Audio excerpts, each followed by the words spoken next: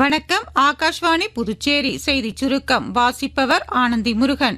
ஈரானில் வேகமாக மாறிவரும் சூழ்நிலையை கருத்தில் கொண்டு தற்போது ஈரானில் உள்ள இந்திய குடிமக்கள் தூதரகம் பரிந்துரைக்கும் வழிகாட்டுதல்களை பயன்படுத்தி விரைவாக ஈரானை விட்டு வெளியேற வேண்டும் என்று வெளியுறவு அமைச்சகம் அறிவுறுத்தியுள்ளது.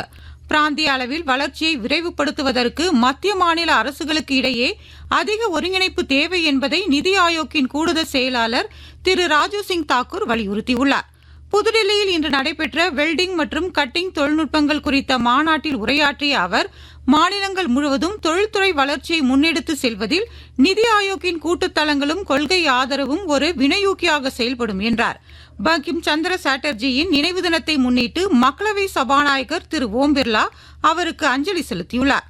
சமூக ஊடக பதிவு ஒன்றில் கருத்திட்டுள்ள அவர், வந்தே மாதரம் வடிவில் அவர் வெறும் ஒரு பாடலை மட்டுமல்ல, இந்தியாவிற்கான ஒரு மாபெரும் வழிபாட்டு மந்திரத்தையே வழங்கி இருப்பதாகவும், அது ஒட்டுமொத்த தேசத்தையும் ஒரே நூலாக பிணைத்து சுதந்திர போராட்டத்திற்கு ஒரு புதிய விழிப்புணர்வை ஊட்டியதாகவும் தெரிவித்துள்ளார்.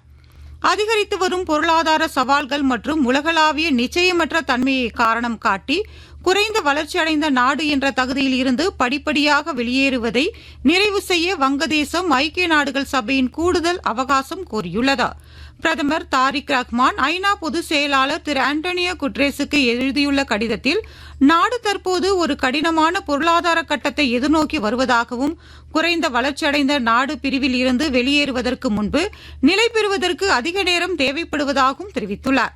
இந்த கூடுதல் நேரம் நாடு தனது உற்பத்தி தளத்தை வலுப்படுத்தவும் ஏற்றுமதி போட்டித்திறனை அதிகரிக்கவும் உதவும் என்று அதிகாரிகள் தெரிவித்துள்ளனர். இத்துடன் இந்த செய்திச் சுருக்கம் நிறைவு பெறுகிறது.